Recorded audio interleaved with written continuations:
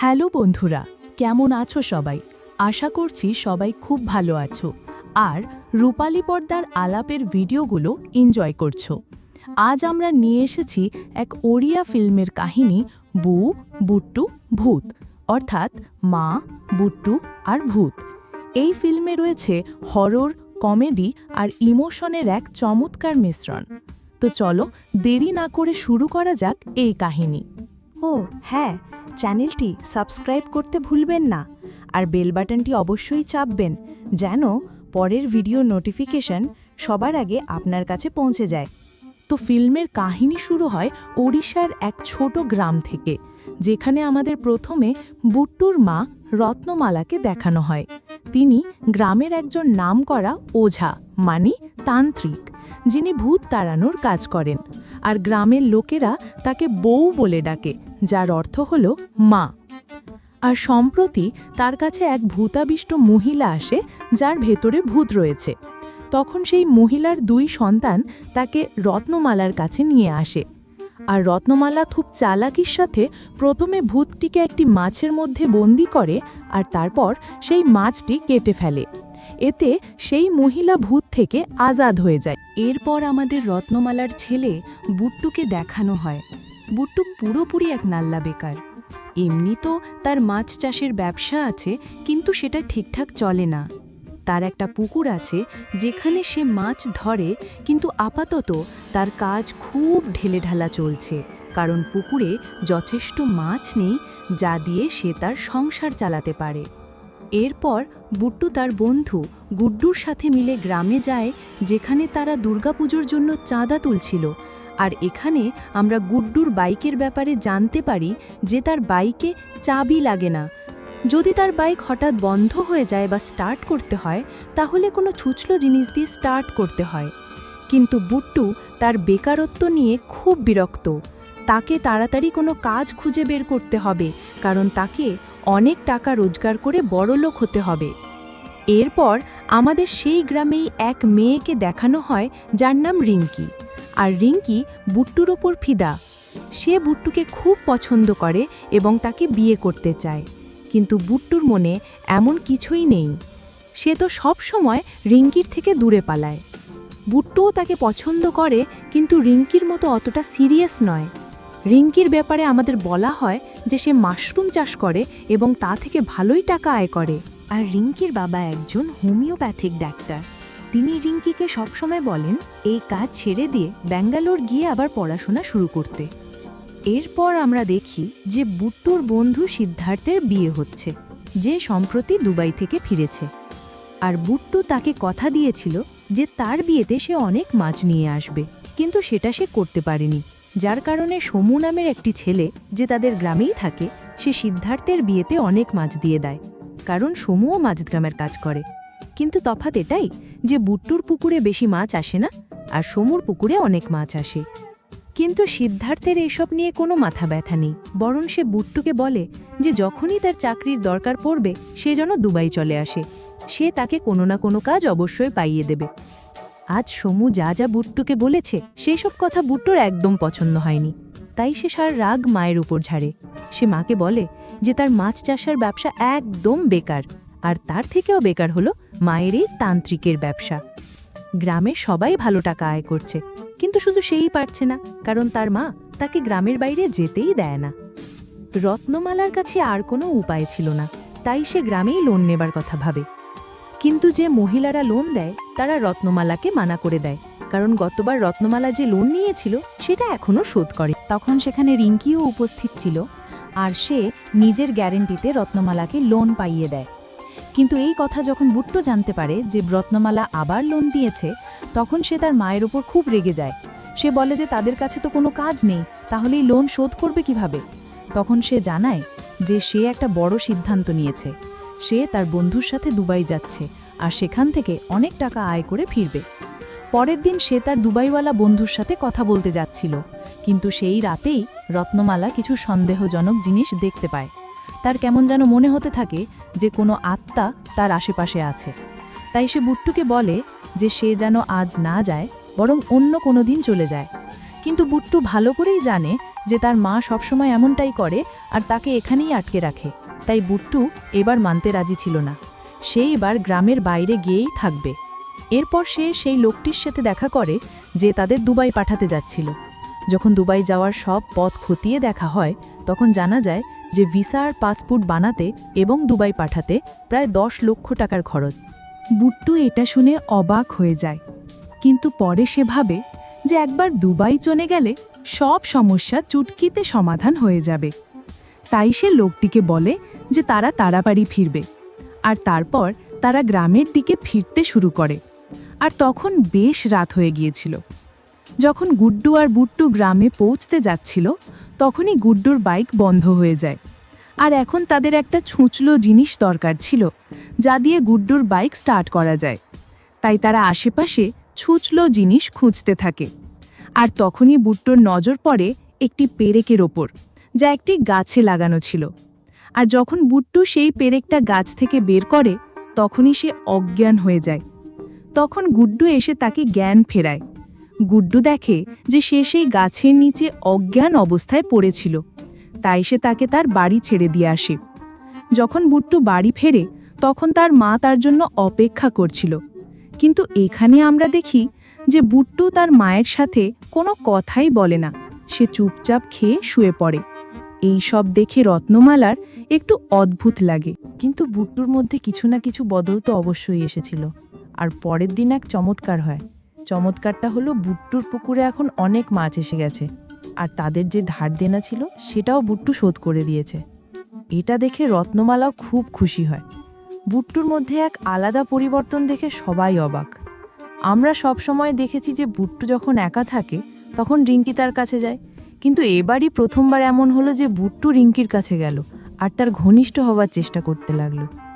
এটা দেখে রিঙ্কিরও ভালো লাগছিল, কারণ সে বুট্টুকে পছন্দ করত। এরপর আমরা সমুকে দেখি, যে খুব রেগেছিল, কারণ সে দেখেছিল যে বুট্টুর পুকুরে অনেক মাছ আর তার নিজের পুকুরে এখন আর কোনো মাছই নেই। তো সমুর মনে হয় যে সব মাছ বুট্টু তার পুকুর থেকে বের করে নিয়েছে, তাই সে বুট্টুর ওপর খুব রেগেছিল। বুট্টু সেই রাত থেকে যখন গ্রামে ফিরেছে তখন থেকে আরও একটা জিনিস হচ্ছে, গ্রামের ছাগল গায়েব হয়ে যাচ্ছে। আর এটা রোজই হচ্ছে। গ্রামের লোক খুব চিন্তিত, কারণ রোজ তাদের ছাগল ধীরে ধীরে গায়েব হয়ে যাচ্ছে। আবার আমরা দেখি যে রত্নমালার কাছে এক মহিলা আসে, যে পুরোপুরি ভূতাবিষ্ট ছিল, আর সেইখানে রত্নমালার সাথে কথা বলছিল। রত্নমালা বলে, তোর কি চাই এই শরীরটা ছাড়ার জন্য? তখন সেই মহিলা রত্নমালাকে বলে, এটা তো কোনো সমস্যাই নয়, তুই তো নিজের ছেলেকে বাঁচা, কারণ সে এক বড় সমস্যায় পড়তে চলেছে।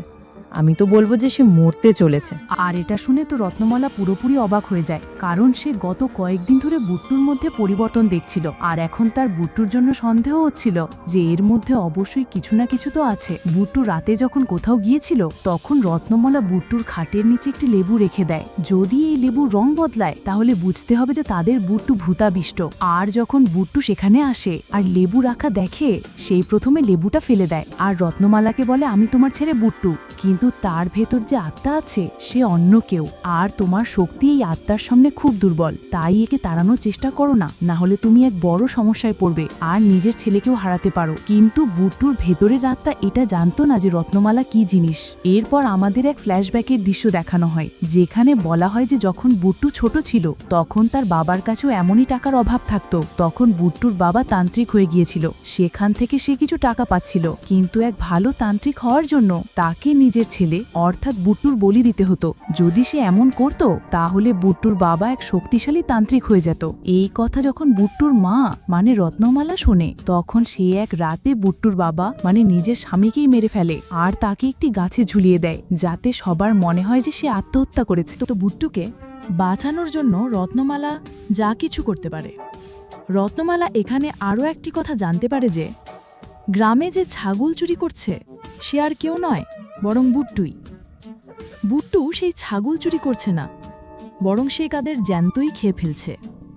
তো রত্নমালা তার ভেতরের আত্মাকে তাড়ানোর অনেক চেষ্টা করে, কিন্তু বুট্টুর ভেতরের আত্মা তাকে বুঝিয়ে দেয় যে পরের বার যদি সে এমন কিছু করে তাহলে সে বুট্টুকে মেরে ফেলবে। এরপর আমরা বুট্টুকে দেখি যে সে রিঙ্কির কাছে যায়, তার সাথে শারীরিক সম্পর্ক স্থাপন করে। এখানে আমরা জানতে পারি যে রিঙ্কির বাবা যিনি হোমিওপ্যাথিক ডাক্তার, তিনি তাদের বিয়ের জন্য রাজি হবেন না। তাই বুট্টু তাকে বলে যে আমরা আজ রাতে এখান থেকে পালিয়ে যাব।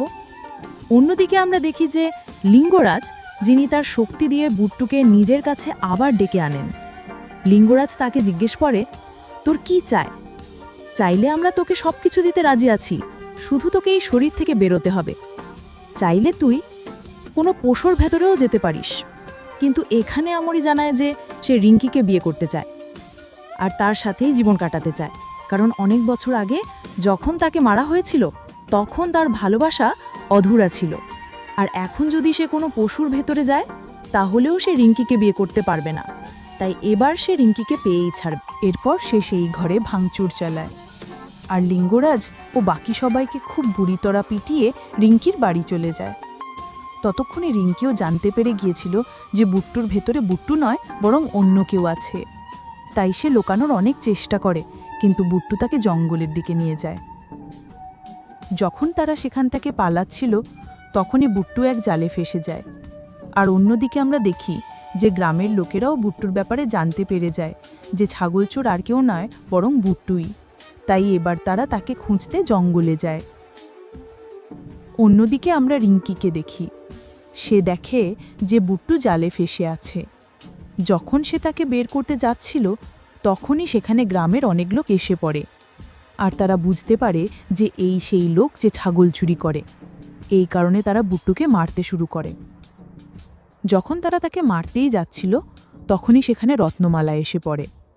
সে সবাইকে থামায় আর বলে যে বুট্টুর ভেতরে বুট্টু নয় বরং আমরির আত্মা আছে যে তাদেরই গ্রামে থাকত। তখন আমরি সেখানে সবাইকে এক সত্যি কথা জানায়। সে জানায় যে তার গার্লফ্রেন্ডকে সে মারেনি বরং তার বাবাই মেরেছিল। যখন বাবা তাকে মারে তখন সব দোষ তার ওপর এসে পড়ে, যার কারণে গ্রামের লোকেরা তাকে মেরে ফেলে। তার কোনো দোষ ছিল না, সে শুধু তার ভালোবাসা পেতে চেয়েছিল। তো সেই সময় সে তার ভালোবাসা পায়নি, কিন্তু এখন সে তার ভালোবাসা পেয়েই থাকবে। এখানে রত্নমালা তাকে অনেক বোঝায়, কিন্তু আমরি মানতে রাজি ছিল না। তখন এখানে আমরা লিঙ্গরাজকে দেখি, যার কাছে সেই পেরেকটাই ছিল যা আমরির মাথায় লাগানো হয়েছিল। তো তারা এখানেও সেরকমই করে, তারা বুট্টুর শরীরে সেই পেরেকটা ঢুকিয়ে দেয় আর এখান থেকে বুট্টুর ভেতর থেকে আমরির আত্মা চলে যায়। বুট্টুও সিদ্ধান্ত নিয়েছিল যে সে দুবাই গিয়েই থাকবে, কারণ এখানে সমস্যা এভাবে সমাধান হবে না। যদি এখানে থাকে তাহলে সবসময় এমনই সমস্যা থাকবে। তাই সেই শহরে তার বন্ধুর সাথে দেখা করতে চলে যায়। কিন্তু যাওয়ার সময় সে রিঙ্কির সাথেও দেখা করে। সে তাকে বলে যে আমার জন্য অপেক্ষা করো, আমি অবশ্যই ফিরে আসব। কিন্তু রিঙ্কি তার সাথে থাকতে চায় না। সে বলে যে আমি তোমার জন্য অপেক্ষা করতে পারবো না। আসলে রিঙ্কি যা যা দেখেছিল তার কারণে সে খুব ভয় পেয়ে গিয়েছিল।